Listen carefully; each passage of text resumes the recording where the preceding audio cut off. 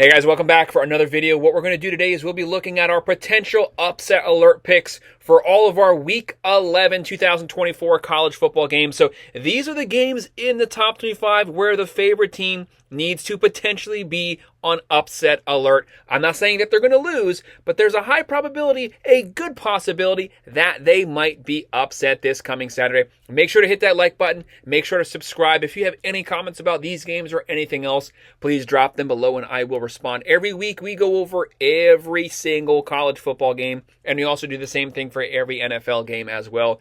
We break down the money lines, the spreads, and the over-unders, and we also do our predictions. Who's going to win, who's going to lose, and what the final score will be. If you're a football fan, if you are a sports fan, make sure to hit the like button. Make sure you subscribe so you can follow along with us. So the very first game that stood out to me is potentially the game of the weekend on ABC at 3:30 p.m. Number 3 Georgia Bulldogs 7-1 versus number 16 Ole Miss coming in here at 7-2. Ole Miss is the fan favorite.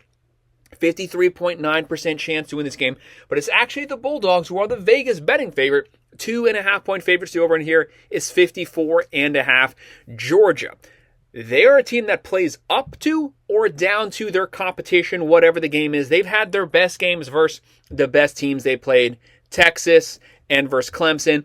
But then they've had some sloppy games. Think about the Florida game this past weekend. The biggest issue for them has been turnovers and being way too pass-heavy reliant. Right now, Carson Beck, he has 8 touchdowns in his last 3 games. Since they've gotten into SEC play, the offense has kind of sputtered out. They're throwing way too much. They haven't gotten the run game going. They haven't gotten push on the offensive line.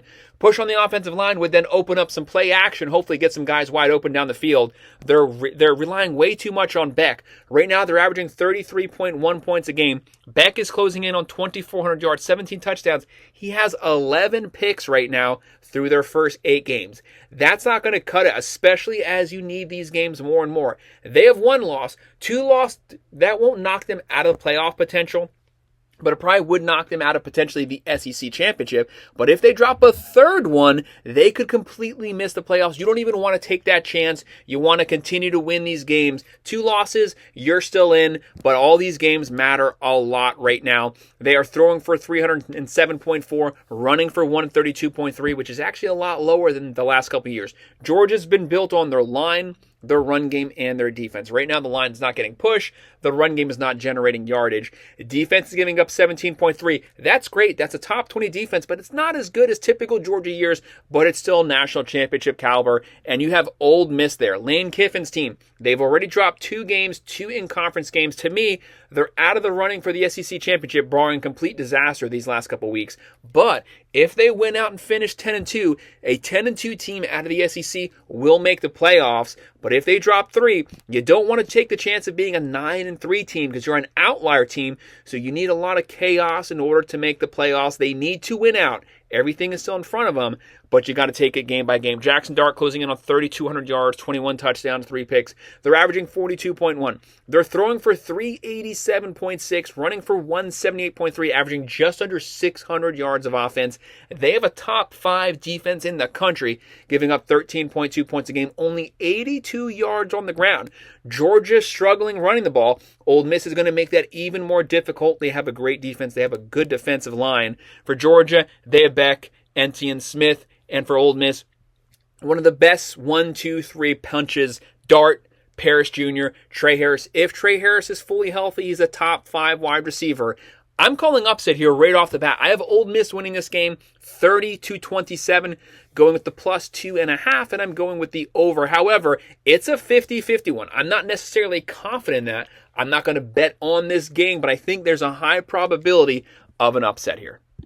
And then the next matchup we're looking at 3:30 p.m. on ESPN2. We have Army coming in at 8-0, undefeated, versus 5-3, the University of North Texas. Right now, Army has a 62.2% chance to win this game. They are 5.5-point favorites. That line's been steadily coming down. The over-under 63.5. The biggest question here is, what's the status of Daly? Daly has been lighting things up through the air, but especially on the ground. Right now, it's closing in on 700 yards, 7 touchdowns, 0 picks, but he's also bringing in 19 rushing touchdowns right now. We know that Army runs the triple option. They run the ball a lot. They lead the nation in rushing. They want to run the ball. They want to establish the ground game, suck up clock, play time of possession. Army runs the triple option so well. Some of their possessions are 10 to 12 minute possessions. You want to play that type of ball versus North Texas. Do not sleep on North Texas. They have a great offense. You want to keep Chandler Morris off the field. Keep him on the sidelines. Suck up clock. Consistently run the ball down the field. Take up as much time as possible. Army, they're averaging 37.9. They're throwing for 95. They're running for 340.1, and their defense is top 10, giving up 11.3 points a game, only 84 yards on the ground. For North Texas, Chandler Moore was having a great season, closing in on 2,900 yards, 26 touchdowns, 8 picks. They're averaging 40.8 points a game, a top 15 offense. They throw for 379.5. They run for 156, but their defense is really bad. They're giving up 36.9 points a game, 177 on the ground. Army loves that, and they love to run the ball. They're going to be able to establish some offensive points here, but keep North Texas offense off the field. Daly was banged up this past weekend. No word yet if he's going to be starting at the quarterback position. If he starts, Army can win this game. If he doesn't start, that's where the potential upset alert comes in. I have Army winning this one 33-24, covering the spread, but we're going with the under. But so much hinges on Daly at the quarterback position. That's something that we'll want to revisit later this week. And then our next matchup on ESPN at 3:30, we're going to have 6-2, number 23 Clemson versus 5-4 Virginia Tech. Do not sleep on Virginia Tech. They are a really good team. They're 5-4, but they're a competitive team. Clemson's coming off of a loss right now. That's why they're on upset alert. How does Dabo get everyone to respond coming off of that upset loss versus Louisville? Right now, Clemson's 6.5-point favorites. The over-under is 52.5. Clemson, year 2 under Riley. Their offense is a lot better. However, it's not national championship caliber. They have 5 stars up and down the field. They have the number 9 overall roster. Klubnik having a good season so far, closing in on 2,100 yards, 21 touchdowns, 3 picks. But they don't have the weapons on the outside like a lot of these other national championship teams do. Dabo will not use the portal. This is still a really good team. This is a team that could potentially compete for the ACC still, but they need some chaos to happen. Because right now, SMU, Miami are probably the front runners to make the ACC championship. They need to make sure they win out every game to heighten their possibilities to make that ACC championship and thus still make the playoffs. But Virginia Tech, they're going to make it difficult, and they can run the ball. Right now, Clemson, they're averaging 39.4, throwing for 288.6, running for 202.6. Their defense is not the Clemson defense of the last decade. They are statistically a great defense roster-wise, but it hasn't carried over to the stats this season. They are giving up 24.3 points a game. They're just not getting push on that defensive line, getting quarterback pressures. For Virginia Tech, they're going to be led by Drones at the quarterback position, closing in on 1,500 yards, 10 touchdowns, 5 picks. They're averaging 30.8 points a game, passing for 198, running for 201.4. That's the X factor there, is their ground game, and they're giving up 22.3 on defense. Right now, Tootin at the running back position. He can also catch it out the backfield, but he's closing in on 1,000 yards rushing. He's the X factor here. If Virginia Tech gets him going, this is going to be a long day for Clemson. It could potentially turn into a shootout, could turn into a fourth quarter deciding game. But if Clemson's defensive line can control the line of scrimmage, they're going to make it hard for Drones to push the ball down the field, to pass the ball, so Clemson might get some turnovers. That's where that upset potential comes in. But I have Clemson pulling it out in the fourth quarter, avoiding the upset, winning it 32-24. I have them covering the spread, and we're going to go with the over. In this next match, it's going to be a shootout. It's going to be a fun game, probably one of the most fun games of the weekend at 4 p.m. on Fox. Number 20, Colorado, 6-2, only one Big 12 loss, versus 6-3 Texas Tech. Do not sleep on the Red Raiders here. They give up a lot of points, but they can score points in bunches, and they're coming off of the upset win versus Iowa State. They just upset one of the best defenses in the nation, quite possibly the best defense in the Big 12. They upset them at Iowa State. They're running hot right now. Can they keep that momentum going? Colorado's coming off the bye, only one conference loss. Colorado could make the Big 12 championship Every game matters a lot going forward for them, especially these conference games. A lot is hinging on it. Right now, Colorado 3.5-point favorites. The over-under 62.5. There's going to be points here. To me, this game is coming down to the final possession is probably going to win this game. Colorado's had a lot of those games this season. Shedeur Sanders has stepped up big when it matters most. A talented wide receiver core. Travis Hunter, Horn. They have a lot of weapons. They're having issues running the ball, but they throw the ball as well as anyone. Texas Tech gives up a lot of pass yards on defense. Right now for Colorado, Sanders closing in on 2,600 yards, 21 touchdowns, 5 picks. Morton for Texas Tech is right there with him, closing in on 2,400 yards, 19 touchdowns, 5 picks. Colorado, they average 31.4. They're throwing for just under 350. They're running for 80.6. Their defense much improved over last season, giving up 22 points a game. Texas Tech can score, though. They're averaging 36.4. They showed they can win the physical game versus Iowa State. If this turns into a slower scoring physical game, they can win it. They're throwing for 293.3. They're running for 164.4, but they're giving up 34.4 points a game. A awful defense. They give up 315 through the air. Colorado loves that. There's going to be guys wide open. Colorado loves the deep 35, 40-yard bomb. There's going to be a lot of those this games, and they will be hitting them. Looking at Colorado's playmakers, you want to watch Travis Hunter. You want to watch Horn. For Texas Tech, they have Kelly at the receiver position. He's a difference maker on 3rd and long. But obviously the main weapon, Taj Brooks, a top 5 running back in the nation, closing in on 1,100 rushing touchdowns. Texas Tech doesn't just throw the ball now. They can run the ball. That could get them the upset here. If Texas Tech wins this game, it would not surprise me at all. They're built for it. They can throw. They can run. But I have Colorado having the ball. 4th quarter heroics. They pull out another win, 37-34. They do not cover the spread, but we will go with the over. And one of our potential upset games here at 7:30 p.m. on ABC, number 11 Alabama 6-2 versus number 15 LSU 6-2. Both teams coming off the bye right now. Bama 3-point favorite. The over-under is 58.5.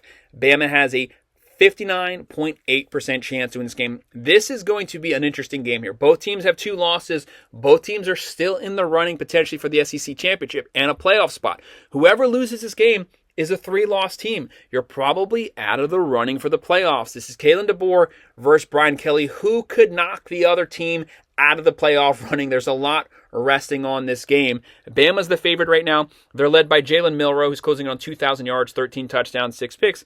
Nussmeier closing in on 2,700 yards, 20 touchdowns, 9 picks. For Bama, their biggest issue is getting a consistent run game going, getting push on the offensive line. Yes, they are running the ball, but it's too much Jalen Milroe running. Right now, they're averaging 37.6, throwing for 270.3, running for 177.6. Their defense giving up 18.6 points a game, which isn't bad, but that's statistically actually the worst Alabama defense since 2004. And for LSU, they're averaging 32.8, throwing for 337.8, running for 115.3. Their defense much better under Blake Baker this season, giving up 22.8 points a game. LSU has the playmakers on the edge to compete with Alabama. This game could go either way. That's why it's practically a 50-50, practically a pick-em. I have Alabama avoiding the upset, though, winning this one 30-27. That's a push right now, but that line will move, and we're going to go with the under just slightly. But this is one you really got to keep your eyes on. And our next matchup that we'll be looking at 7:45 p.m. on the SEC Network, we have Oklahoma 5-4 playing number 24 Missouri Tigers 6-2. Missouri is the top 25 team, but they are actually the underdogs. The Sooners 2.5-point favorites.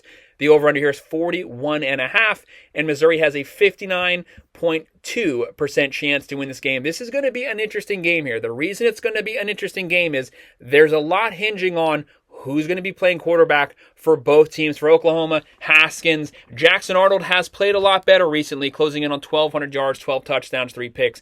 Brent Venables has a very talented roster here, but their offensive squad has been decimated by injuries, especially at the receiver position. But they have a good defense, a top 25 defense. They get a lot of quarterback pressures, a lot of sacks. For Missouri, Cook's been banged up the whole season. He was banged up this past game. Is he going to be starting here? We're still waiting for word on that. If he starts, he's the experienced veteran, closing on 1,600 yards, 7 touchdowns, 1 pick. For the Sooners, they're averaging 25.3, throwing for 215.7, running for 146.3, and a really good defense giving up 21 points a game. That's good considering the fact they're all on the field for almost the entire game. For Missouri, They're averaging 27.8, throwing for 239, running for 171.6. Their defense is really good this season, giving up 17.9 points a game. What's going to make the difference here is if Missouri has all of their playmakers on the field this Saturday. Cook, Noel, Weiss Jr., Burden. They have the better skill position players. They have the veteran team, but they need to all be playing. Oklahoma's the favorite. I have the upset here if we have Cook playing. I have Missouri getting the upset win here, winning this one 24-20. So I'm going with the plus 2.5, and we're going to go with the over. And our final team that needs to be on upset alert, a late one at 10:15 on ESPN, number 9 BYU, undefeated, coming off the bye, 8-0, leading the Big 12 right now. They'll be playing 4-4 Utah. Right now, BYU 4-point favorite. The over-under here is 40.5. And they have a 59.5% chance to win this game. The reason BYU needs to be on upset alert is they live off the turnovers. That's what generates a lot of their offense. What happens if you don't get any turnovers? You're on the road versus Utah. Utah is a tough place to play. A very physical team. If they don't turn the ball over and they play solid defense, BYU could potentially lose this one. BYU, very good team, but they need to get the run game going, and they need to find a way to get that offense going without just turnovers. But so far this season, it's worked wonders. Has not backfired on them yet.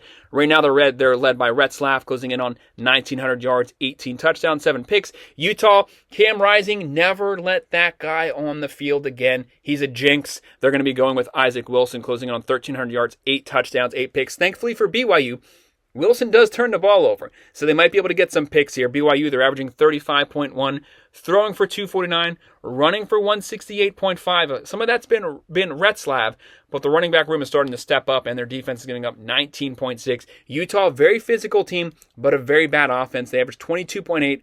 They throw for 239.3. They run for 150.9, but they're only giving up 16.5 points a game, which is elite considering the fact they're only averaging 22. With a lot of turnovers, turning the ball over, giving the other team the short field, and yet still, they're only giving up 16.5. Kyle Whittingham, great coach. BYU, they have Martin. They have Lassiter. For Utah, they have Bernard, a great running back, a top 15 back in the nation, closing in on 800 yards. And they also have Singer. But Bernard has to carry a lot of the weight for this team, especially for the freshman Wilson. Utah can win this game if they play a clean game, if they play a typical Utah physical, slow game. But I have BYU winning the close one, avoiding the upset, taking this one 20-16. That's a push. We're going with the under. So that's 7 games that stood out to me as potential upset alert games for our top 25 matchups. Make sure you hit that like button. Make sure you subscribe. If you have any comments, please drop them below, and I will respond. Thank you.